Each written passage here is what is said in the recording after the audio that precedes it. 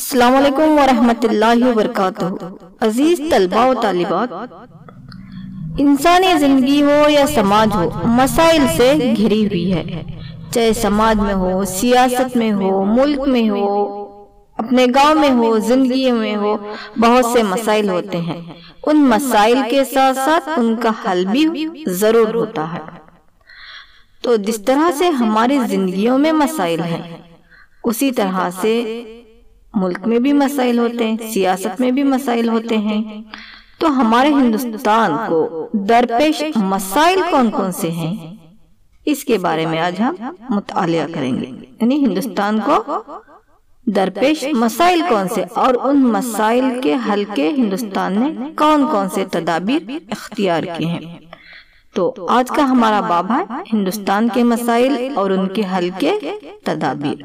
تو کون کون سے مسائل ہندوستان کو درپیش ہیں، جیسے کہ بے روزگاری کا مسئلہ ہے، رشوت خوری، غیر مساوات، یعنی اس میں جنسی غیر مساوات یا ذات پات کا مسئلہ یا علاقائی تفرقات ہے، فرقہ واریت، دہشت گردی، کارپوریٹ ٹیکنالوجی، یہ تمام جو ہے ہندوستان کو درپیش چند ایک مسائل ہیں۔ تو ان مسائل کے اسباب کیا ہے یا ہندوستان نے ان کے حل کے لیے کیا کیا تدابیر یہاں پہ اختیار کی ہیں، ہم ایک کے بعد دیگرے پڑھائی کرتے، اس کا مطالعہ کرتے اور اہم نکات کو لکھتے چلے جائیں گے۔ تو سب سے پہلا مسئلہ ہے یہاں پہ بے روزگاری کا مسئلہ۔ یعنی بے روزگاری یعنی کیا؟ بے روزگاری کس کو کہتے ہیں؟ جس کو ہم ان ایمپلائمنٹ کہتے ہیں۔ تو بے روزگاری سے کیا مراد ہے؟ بے روزگاری سے مراد کسی بھی شخص کو کمانے کی صلاحیت ہونے کے باوجود بھی روزگار کا نہ ملنا بے روزگاری کہلاتا ہے۔ تو ہندوستان کثیر آبادی والا ملک ہے، تو اس لیے بے روزگاری یہاں پر ایک اہم مسئلہ بنی ہوئی ہے۔ تو اس کے اسباب کیا ہے یا اس بے روزگاری کو، یعنی ہمہ قسم کی بے روزگاری ہوتی ہے، کبھی موسمی ہوتی ہے، کبھی تعلیمی بے روزگاری ہوتی ہے، کبھی مہارتی بے روزگاری ہوتی ہے۔ تو اس بے روزگاری کے اسباب کیا ہیں یا وجوہات کیا ہیں؟ تو سب سے پہلے حد سے تجاوز کثیر آبادی، زائد سائنس اور ٹیکنالوجی کا استعمال، قدرتی وسائل کی کمی، اور اس کے ساتھ ساتھ ہندوستان ایک دیہاتی ملک ہے، لوگوں کا اہم پیشہ زراعت ہے، زیادہ تر آبادی زراعت پر انحصار ہے، گھریلو صنعتوں کا خاتمہ ہوتے جا رہا ہے، مہارتی تعلیم کی کمی ہے۔ تو ایک کثیر آباد سے بڑھتی ہوئی غریبی، اس تمام جو ہے ہندوستان میں بڑھتی ہوئی بے روزگاری کے اسباب ہیں۔ تو اس بے روزگاری کے مسئلے کو حل کرنے کے لیے، جس کا اثر ہمارے ہندوستان کی معیشت پہ، سماج پہ پڑ رہا ہے، تو اس کو روکنے کے لیے یا اس کے لیے ہماری حکومت نے جو ہے بہت سے تدابیر اختیار کیے۔ تو کون کون سے تدابیر ہیں، کس طرح سے بڑھتی ہوئی بے روزگاری کو ہم حل کر سکتے ہیں، لوگوں کو روزگاری کے موقع کس طرح سے مہیا کرتے ہیں، یہ دیکھیں گے بھی۔ تو ہندوستان میں بے روزگاری کے خاتمے کے لیے اٹھائے گئے اقدامات: آبادی کی روک تھام کرنا، چھوٹی صنعتوں کو ترقی دینا یا فروغ دینا، زرعی شعبوں کی ترقی، تعلیمی اصلاحات کی منصوبے، پیشہ ورانہ تعلیم کو فروغ دینا، دیہی ترقیاتی منصوبے بنانا، زرعی روزگار کو یقینی بنانے کے منصوبے بنانا۔ تو اس چند ایک اقدامات کے ذریعے سے ہم بڑھتی ہوئی بے روزگاری کو روک سکتے۔ اسی طرح آگے دوسرا مسئلہ ہے، سنگین مسئلہ ہے رشوت خوری۔ رشوت سے کیا مراد ہے؟ یعنی کسی بھی کام کو کرنے سے پہلے، اس کی ادائیگی سے پہلے ہم غیر قانونی طریقوں سے جو رقم لیتے ہیں اس کو ہم رشوت کہتے ہیں۔ تو رشوت لینا ہی کیا ہے؟ رشوت خوری ہے۔ دیکھو یہاں پہ غیر قانونی طریقے سے ٹیبل کے نیچے سے پیسے لے جا رہے، اس طرح سے جو کام ہوتا ہے غیر قانونی، اسی کو ہم کیا کہتے ہیں؟ رشوت۔ رشوت کا لینا ہی کیا ہے؟ رشوت خوری ہے۔ رشوت کی لین دین اور دوسرے غیر قانونی طریقوں کی طرف راغب کرنا ہی رشوت خوری ہے۔ رشوت خوری سے عوام پر منفی اثرات ہوتے ہیں، اس سے ملک پر سیاسی، سماجی اور معاشی خامیاں وقوع پذیر ہوتے ہیں۔ رشوت خوری صرف سماج دشمن اور معاشی انتظامیہ کے خلاف ہی نہیں، بلکہ وہ سیاسی اعتبار سے غیر عافیت اور اخلاقی کردار کے لیے مضر اثرات ظاہر کرتی ہے۔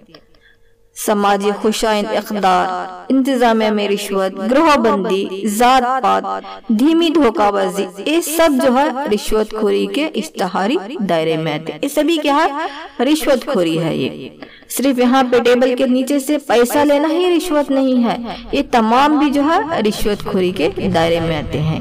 سیاسی رشوت خوری منصوبہ بند جرائم کی راہ ہموار کرتی ہے۔ سیاست میں بھی رشوت خوری ہے ہمارے پاس میں، غور کر کے دیکھیے ہر جگہ جو ہے رشوت کا بول بالا ہے۔ رشوت سے عوامی فلاح و بہبودی سفید جرم کی طرح ظاہر ہوتی ہے۔ جیسے سمجھو بھی ہمیں جرائم کون کون سے ہیں جو کہ رشوت کے دائرے اختیار میں آتے ہیں، جیسے ٹیکس کی ادائیگی کرنا رہتا حکومت کو، اب ٹیکس ہم نہیں ادا کر رہے ہیں، ٹیکس سے ہم کنارے ہو رہے ہیں، یہ بھی تو رشوت کی ایک یہاں پہ مثال ہے۔ اسی طرح سے ذخیرہ اندوزی کرنا، کسی سامان کو اپنے پاس روک کے رکھنا، پھر اس کی مانگ یا اس کی ریٹ زیادہ ہونے کے بعد اس کو فروخت کرنا، یہ بھی جو ہے ایک رشوت خوری ہے۔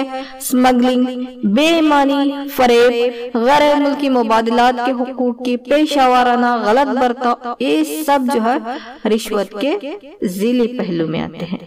تو اس رشوت خوری کو ہم کس طرح سے روک سکتے؟ حکومت نے اس کے لیے کون کون سے اقدامات اٹھائی ہے؟ تو رشوت خوری کو کس طرح دور کیا جا سکتا ہے؟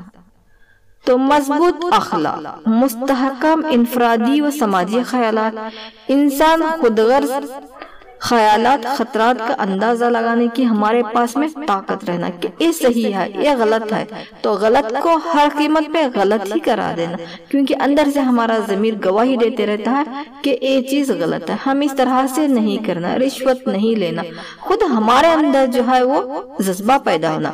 شخصی اعتماد جیسے اہم پہلو کو استعمال کرتے ہوئے ہی کہ ہم کیا کر سکتے؟ رشوت خوری کو دور کر سکتے۔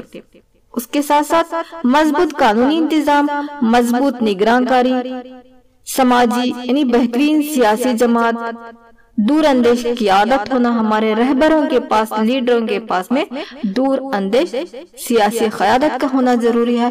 بہترین غیر جانبدار جماعتیں، پختہ ایماندار شہریوں کی جدوجہد سے ہم رشوت کو روک سکتے ہیں۔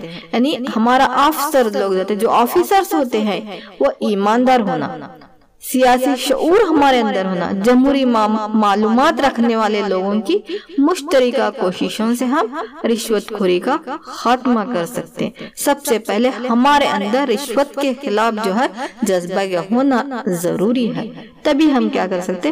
رشوت خوری سے کنارہ کشی اختیار کر سکتے ہیں، ایک سیاسی مستحکم ہندوستان ہم بنا سکتے ہیں۔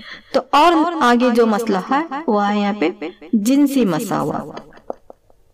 تو جنسی مساوات بھی جو اگر ہمارے پاس میں نہیں ہے، تفرق کر رہے ہیں ہم سماج میں، عورت اور مرد میں جو ہے تفرق لا رہے ہیں، تو یہ بھی کیا ہے یہاں پہ ایک مسئلہ ہے، تو اس کو بھی حل کرنا ضروری ہے۔ یعنی مساوات میں جو ہے یا جنس میں جو ہے مساوات کا ہونا ضروری ہے۔ تو ہندوستان جنسی تفرقات کے اثرات مضبوطی سے دکھائی دیتے ہیں یہاں پر روایتی طور پر سماج میں جنسی تفرقات ابھرے ہوئے ہیں۔ آپ دیکھ رہے ہیں یہاں پہ میل ڈومیننٹ سوسائٹی ہم کہتے ہیں، مرکزی اور ریاستی حکومت نے جو ہے اس اختلاف کو دور کرنے کے لیے، جنس میں مساوات کو قائم کرنے کے لیے، ایکویلٹی کو قائم کرنے کے لیے بہت سے اقدامات اٹھائے۔ کس طرح سے ہم یہ عدم مساوات یعنی جنسی جو عدم مساوات ہے اس کو ہم دور کر کے جنسی مساوات کو قائم کر سکتے ہیں۔ جنسی عدم مساوات کو دور کر کے جنس میں مساوات کو قائم کرنے کے لیے حکومت نے کون کون سے اقدامات اٹھائی ہے؟ تو مرکزی اور ریاستی حکومت نے جنسی اختلافات کو دور کرنے کی غرض سے عورتوں میں تعلیم اور روزگاری کے تحفظ فراہم کیے ہیں۔ ریاست میں بھی مقامی اداروں میں 33% نمائندگی کو محفوظ کیا ہے۔ لڑکیوں کے لیے مدارس کھولے گئے ہیں، عورتوں کے روزگار کے لیے بہت سے ادارے اور تنظیمیں قائم کی گئی ہیں۔ مثال کے طور پر استری شکتی پروگرام ہے، اسی طرح سے بچپن کی شادی اور جہیز پر پابندی عائد کی گئی ہے۔ ریاستی اور قومی سطح پر بھی خواتین کمیشن کی تشکیل کر کے ان کی فریادیں، شکایتوں کی تصدیق کر کے انصاف دیا جا رہا ہے۔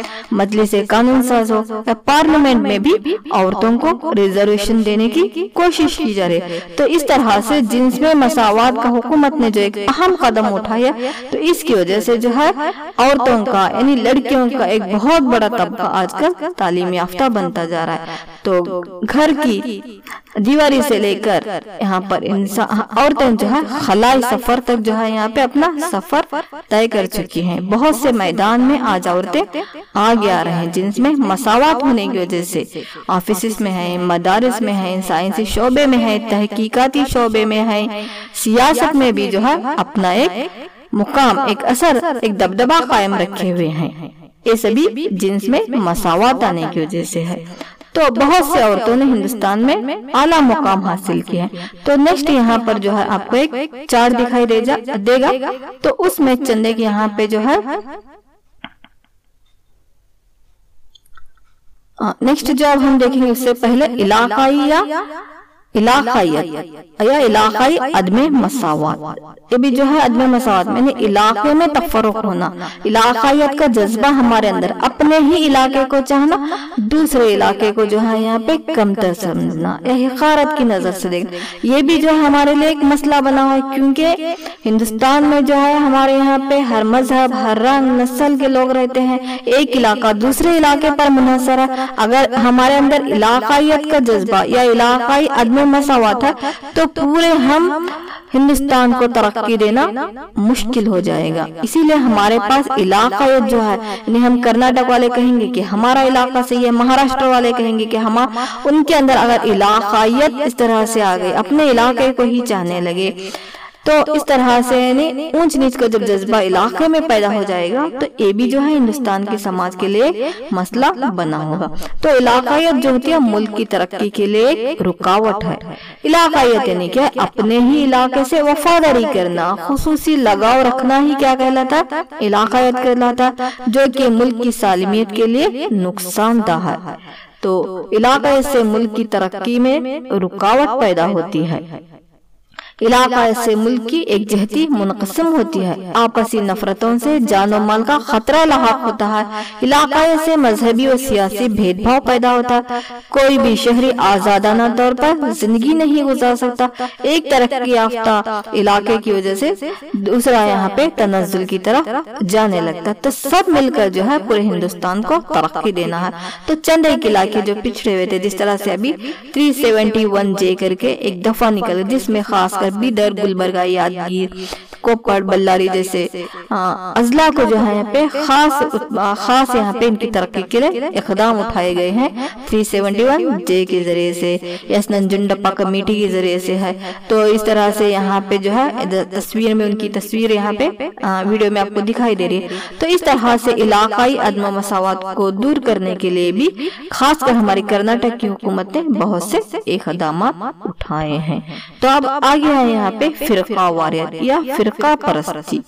तो जिस तरह इलाके को चाहना, इलाके से खुसूसी लगाव करना इलाका है, उसी तरह किसी एक ही मजहब को चाहना, चाहे वो मजहब सही हो या गलत हो, अपने फिरके को चाहना, अपने ही मजहब को चाहना फिरका वारियत कहलाता है, यानी फिरके की परस्ती से फिरका परस्ती कहलाती। तो ये भी जो है हिंदुस्तान में एक मसला बने, क्योंकि हिंदुस्तान में हमारे तमहीद में जो है हम सेकुलरिज्म, ला मजहबियत जैसे उसूलों को लिए हैं। अगर हमारे पास में अगर ला मजहबियत नहीं है तो फिर से हिंदुस्तान हमारा मुनक़सम हो सकता है, फिरकों में हम बढ़ जाएंगे, हिंदुस्तान तक़सीम हो जाएगा।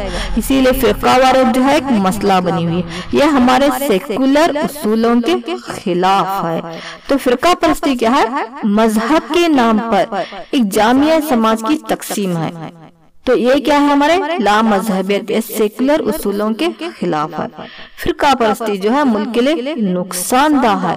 फिरका वारियत समाज का एक सबसे बड़ा मसला है। फिरका परस्ती मजहबी ग्रोहों को दिलचस्पी और कौमी दिलचस्पी को अहम समझते, अपने अपने मजहब की तबलीग करते हैं। ये मुल्क में इत्तेहाद और इत्तेफाक के लिए चैलेंज होता जा रहा है। मुल्क में पेचीदा हालात का माहौल पैदा हो रहा है, सिर्फ अपने ही फिरके को चाहना। इस तरह से होने की वजह से मुल्क में अंदरूनी मसाइल पैदा हो रहे हैं। اور ملک میں اندرونی مسائل کا پیدا ہونا بھی یہاں پہ قابل اعتماد بن جاتا ہے۔ فرقہ واریت اگر ہمارے اندر یہ جذبہ ہے تو اپنے مذہب کو اہم سمجھ کر دوسرے مذہب کو ہم حقارت کی نظر سے دیکھتے ہیں۔ فرقہ واریت کے لیے اپنے اپنے مذہبی گروہ اور طاقتوں کا استعمال کرتے ہیں۔ اگر یہ سب چیزیں ہو جائیں گی تو یہاں پر فرقہ واریت ہمارے ملک کی اتحاد کے لیے، یکجہتی کے لیے خطرہ بنی ہوتی ہے۔ اس لیے اس کو روکنا ہمارے اندر، جس طرح ہم تصویر میں دکھائی دیتا ہے، یونائٹڈ وی اسٹینڈ، گو کہ ہم کسی مذہب سے تعلق رکھنے والے، کسی رنگ سے، نسل سے، کسی بھی علاقے سے کیوں نہ ہو، ہم وی آر انڈین، ہم ہندوستانی ہیں کر کے اس طرح سے جئیں گے تو ہمارے ملک میں ایک فرقہ واریت، علاقائیت یا عدم مساوات جیسے مسائل کو ہم دور کر کے ہندوستان کی یکجہتی کو، سالمیت کو برقرار رکھتے ہیں۔ اور ہمارے اندر یہ جذبہ ہونا ضروری ہے، وطن کی محبت کا جذبہ ہونا ضروری ہے۔ حضور صلی اللہ علیہ وسلم نے بھی کہے ہیں کہ جس سرزمین پہ رہو اس سرزمین سے وفاداری کرو، اس سے غداری نہ کرو۔ تو ہم یہاں پہ علاقائیت، فرقہ واریت، اس طرح کے اگر مسائل ہمارے اندر ہے تو ہمارے ہندوستان کی، ہمارے ملک کی اتحاد کو، سالمیت کو برقرار رکھنا ہم بہت ہی دشوار ہو جائے گا۔ اس لیے ہمارے اندر نہ فرقہ واریت کا جذبہ ہونا چاہیے اور نہ ہی علاقائیت کا۔ تو سب کے ساتھ مل کر سب کو جینا ہے، یہاں پہ سب ساتھ جینا ہے، یونائٹڈ وی اسٹینڈ ہیئر۔ آگے ہے یہاں پہ عورتوں کا مقام یا مقام نسواں۔ تو مرکزی اور ریاستی حکومت نے جنسی اختلاف کو دور کرنے کی غرض سے اور خواتین کی حالات میں سدھار لانے کے لیے بہت سے اقدامات اٹھائے ہیں۔ تو کون کون سے اقدامات اٹھائے ہیں؟ تاکہ عورتوں کو ایک مقام دے سکے، وہاں پہ سماج میں ایکویلٹی کو لا سکے، تو عورتوں میں تعلیم اور روزگاری کے تحفظ کو فراہم کیا جا رہا ہے۔ ریاستوں میں مقامی اداروں میں 33% نمائندگی ہمارے لیے نشستوں کا محفوظ کیا گیا ہے۔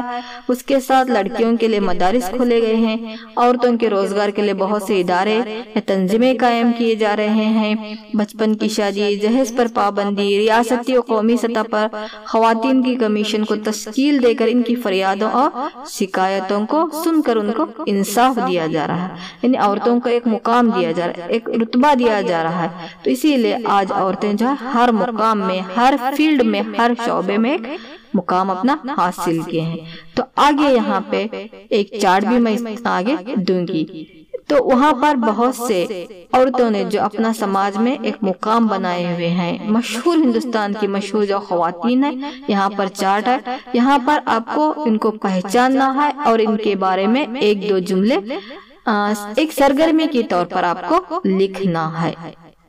تو اب آگے ہے یہاں پہ دوسرا مسئلہ جو ہے وہ ہے دہشت گردی۔ دہشت گردی ایک کثیر نفسیاتی مضر اثر پیدا کرنے والے ایک دباؤ خیز ایک ٹیکنیک ہوتی ہے، یہ سوچا سمجھا ایک عمل ہوتا ہے۔ دہشت گردی جو ہے ایک سوچا سمجھا ایک عمل ہے یہ۔ تو دہشت گردی کیوں پھیلا رہے ہیں؟ دہشت گردوں کا کوئی مذہب نہیں ہوتا، یہ بنیادی پرستی یا نظریات پرستی یا کٹر مذہب پرستی یا نسلی تفرقات، دہشت گرد تنظیمیں، ملک کی مخالف سوچ، تو یہ تمام اسباب کی وجہ سے ہندوستان میں دہشت گردی عام ہوتے چلی جا رہی ہے، ہندوستان میں ہی نہیں دنیا میں پھیل رہی ہے۔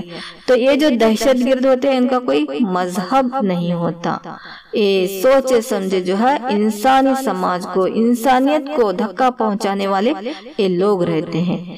تو دہشت گردی کی وجہ سے بہت سے حملے ہوئے ہیں، جس طرح سے امریکہ کے جو ہے ورلڈ ٹریڈ سینٹر پہ ہے، ہندوستان میں ہونے والا یہاں پہ تاج ہوٹل کا حملہ ہے، پارلیمنٹ پر ہونے والا حملہ ہے۔ تو آئے دن ہم اخبارات میں بھی بہت سے یہاں پہ دہشت گردانہ حملوں کے بارے میں پڑھتے رہتے۔ تو اس مسئلے کو روکنے کے لیے حکومت نے کون کون سے اقدامات اٹھائے ہیں؟ تو دہشت گردی کی روک تھام کے لیے ہندوستان کی حکومت نے کون سے اقدامات اٹھائے؟ تو مرکزی اور ریاستی حکومت اپنے اپنے طریقوں سے دہشت گردی کو روکنے کے لیے کوشش کر رہی ہے، انسانیت اور ان کے جان و مال کی حفاظت کی کوشش میں لگے ہوئے ہیں۔ دہشت دہشت و خوف کے ماحول کے خاتمے کے لیے الگ الگ تکنیکی تحفظی بیڑے بھی ہمارے پاس میں فوج بھی تیار کر رہے ہیں، تحفظی اقدامات کو دہشت گردی کے خلاف استعمال کر رہی ہے۔ سب سے اہم امن کے قیام میں ہم سب کا بھی قابل قدر حصہ ہونا ضروری ہے۔ یہ ملک ہمارا ہے، اس کے لیے جو ہے ہمیں اپنی تن من جان و مال کو قربان کرتے ہوئے اپنی وفاداری نبھانا ہے یہاں پہ۔ اس لیے ان دہشت گرد لوگوں کا، ان تنظیموں کا ان کی مخالفت کرنا بہت ہی ضروری ہے۔ اور ایک مسئلہ یہاں پہ جو تھا وہ تھا کارپوریٹ ٹیکنالوجی، یعنی 21ویں صدی میں کارپوریٹ ٹیکنالوجی کا طرز ہندوستان کے یعنی بھارت کے شہری کو یا سماج کو جو ہے ایک پیچیدہ مسئلہ بنا ہوا۔ تو ایک کارپوریٹ ٹیکنالوجی کیا ہے؟ کارپوریٹ ٹیکنالوجی کا طرز جو ہے ایک معین انتظام کے تحت مقاصد کے حصول کے لیے ایک کمپنی یا تنظیم کے مختلف انتظامیہ کا جو افعال انجام دے رہی، جو فعل جو کام انجام دے رہی ہے، ایک مقصد کو حاصل کرنے کے لیے ایک طرز کے ذریعے سے، ایک انتظام کے ذریعے سے، اس کو ہم کہتے ہیں کارپوریٹ ٹیکنالوجی۔ تو موجودہ کارپوریٹ ٹیکنالوجی اور جدید ٹیکنالوجی عالمگیریت کے استعمال سے نشو نما پا رہے ہیں۔ ٹیکنالوجی کا اہم مقصد منافع کا حصول ہے، اس سے منفی اثرات انسان کی شخصیت اور سماج پر راست پڑتی جا رہے ہیں۔ فیصلہ لیتے وقت بھی کارپوریٹ ٹیکنالوجی اہم کردار ادا کرتی ہے۔ ٹیکنالوجی کا اگر راست انحصار شہری سماج پر پڑے تو سماج میں غربت کا خاتمہ، اچھی صحت، تعلیم، رہائشی سہولیات، غذا وغیرہ جیسے بنیادی خدمات کو حاصل کرنے کے ارتقائی یا ترقی اقدام بھی ہم حاصل کر سکتے ہیں۔ تو عزیز طلبہ، یہ جو تھے چند ایک مسائل تھے ہندوستان کو جو درپیش ہو رہے ہیں، سیاسی مسائل بولے، سماجی، جس کو روکنے کے لیے حکومت نے یہ اقدامات اٹھائے۔ تو اس میں ہم یہاں پہ بے روزگاری کا مسئلہ، عدم مساوات، جنسی عدم مساوات ہو یا علاقائی عدم مساوات، فرقہ واریت، عورتوں کا مقام، دہشت گردی، رشوت خوری جیسے عناصر اور اس کو روکنے کے اقدامات یہاں پر پڑھ چکے ہیں۔ تو عزیز طلبہ، اس ویڈیو کو بار بار سنیے اور یہاں پر جو اہم نکات لکھے گئے ہیں، ان اہم نکات کو اپنی کاپیوں میں درج کرتے ہوئے اس باب کو جو ہے یہاں پہ پرفیکٹ بنائیے۔ تو میں امید کرتی ہوں کہ آپ کو یہ باب آسانی کے ساتھ میں سمجھ میں آیا ہوگا۔ السلام علیکم ورحمۃ اللہ وبرکاتہ۔